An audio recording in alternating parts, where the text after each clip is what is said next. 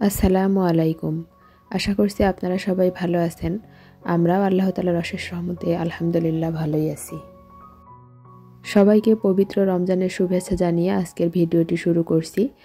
আপনাদের ভাইয়ার খাওয়া দাওয়ার কষ্ট হয়ে যাচ্ছিল, সেজন্য আমি গ্রাম থেকে ঢাকায় চলে এসেছি। এসেই তো রোজা থেকে সংসারের কাজকর্ম পুরোদমে করা লাগতেছে। দীর্ঘদিন যেহেতু বাসায় ছিলাম না, রুমগুলো খুব নোংরা হয়ে আছে। আপনাদের ভাইয়া ব্যাচেলারের মতো জীবনযাপন করেছে, অফিসে গেছে, এসে আবার খেয়ে ঘুমিয়েছে, এরকম বাড়িঘর পরিষ্কার করেনি। সেগুলো প্রতিনিয়ত একটু একটু করে নিচ্ছি। পাশাপাশি আবার রান্না বান্না, ইফতার বানানো এগুলো তো করাই লাগে। আজকে ইফতারের আগ মুহূর্ত থেকেই ভিডিওটি শুরু করলাম।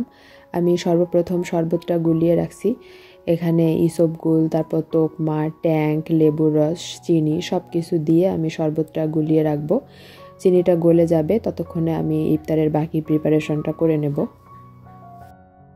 বাসায় আমি অত বেশি ইফতার বানানোর ঝামেলায় যাই না। দুজন মানুষ, বেশি খেতে পারি না, অত কিছু রান্না করেও লাভ নেই। বাইরে থেকেই ভাজা পোড়া টুকটাক কিনে নিয়ে আসা হয় মাঝে মধ্যে, আর বাড়িতে ছোলা ভুনা করি। আমি প্রেসার কুকারে একটু বেশি করেই ছোলা সিদ্ধ করে নিচ্ছি। কিছুটা আজকে ভুনা করব আর বাকিটা ফ্রিজে রেখে দেব। যখন খাবো তখন বের করে ভুনা করে নিলেই হয়ে যাবে। আমি ছোট ছোট পলিথিনে করে আমার প্রয়োজন মতো রেখে দিচ্ছি। সঙ্গে আলুও সিদ্ধ করে রেখেছি। আলু দিলে একটু ছোলা ভুনাটা মাখো মাখো হয়। ছোলাগুলো আমি ফ্রিজে রেখে দিলাম। আর আজকে যতটুকু ভুনা করব তার জন্য এখানে আমি পেঁয়াজ আর কাঁচামরিচ তেলের মধ্যে ভেজে নিচ্ছি। তারপরে দিয়ে দিলাম টমেটো কুচি, আদা বাটা, রসুন বাটা, মরিচের গুঁড়া, হলুদের গুঁড়া, জিরা, ধনিয়া, লবণ। তারপর আলুগুলো দিয়ে দিলাম। আলু সিদ্ধ করে আমি টুকরো করে কেটে নিয়েছি। মশলাগুলো ভালো করে কিছুক্ষণ কষিয়ে নেব। ভিডিওর এই ফাঁকে আপনাদেরকে ছোট্ট একটা রিকোয়েস্ট করি, আপনারা যদি এখনও আমার ভিডিওটিতে একটা লাইক দিতে ভুলে গিয়ে থাকেন তাহলে প্লিজ একটা লাইক দিয়ে দিবেন, কারণ আপনাদের ছোট্ট একটা লাইক আমার ভিডিওটিকে আরও অনেক মানুষের কাছে পৌঁছে দিতে সাহায্য করবে।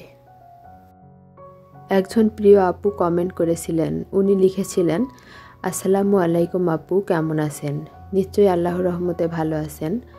আপু, তোমার ঘরের ভিডিওটা দেখে আমার কাছে খুব ভালো লেগেছিল সেই শুরু থেকে। তোমার গ্রামের ভিডিওগুলো, তোমার নদীর ভিডিও, যা যা ভিডিওগুলো তুমি দিয়েছো সবগুলো খুব ভালো লেগেছে। আমার কমেন্টটা একবার পড়তে, তাহলে আমি খুব খুশি হতাম। এই তো আপু, আপনার কমেন্টটা পড়ে দিলাম। আপনাদের মতো শুভাকাঙ্ক্ষী আছে বলেই আমি এখনও পর্যন্ত ইউটিউবে টিকে আছি। আপনাদের ভালোবাসা পেলে আরও অনেক দূর এগিয়ে যাব ইনশাআল্লাহ। আমার পাশে থাকার অনুরোধ রইল আপু, এভাবেই আমাকে সাপোর্ট করে যাবেন। কথা বলতে বলতেই আমি ছোলা ভুনা করে নিয়েছি। তারপর গরু মাংস দিয়ে মিষ্টি কুমড়া রান্না করব, সেজন্য সব ধরনের মশলা দিয়ে আমি মাংসটাও কষিয়ে নিচ্ছি।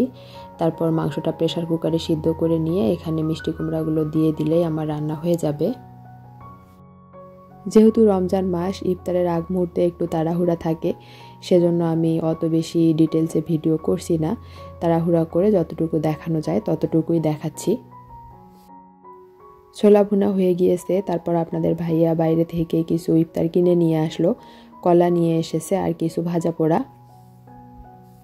আমরা যে সবসময় বাহিরের ইফতার কিনে খাই বিষয়টা এমনও নয়, মাঝে মধ্যেই কিনে আনা হয়, বাসাতেও বানাই, তবে খুব কম। আপনাদের ভাইয়া ইফতারে বেশি কিছু খেতে পছন্দ করে না, হালকা পাতলা কিছু খেয়ে নামাজ পড়ে তারপর ভাত খেতেই ও পছন্দ করে। সেজন্য ফলমূল, তারপর ছোলা ভুনা, অল্প কিছু খেজুর শরবত এগুলো খেয়েই ও আর কি নামাজ পড়ে। নামাজের পর তারপর ভাত খায়। বাসা মালিক ভাবিকে একটু ইফতার দিব, সেজন্য একটা প্লেট রেডি করছি। ছোলা ভুনা দিলাম, বুন্দিয়া দিলাম, তারপর অল্প কিছু ভাজা পোড়া দিব।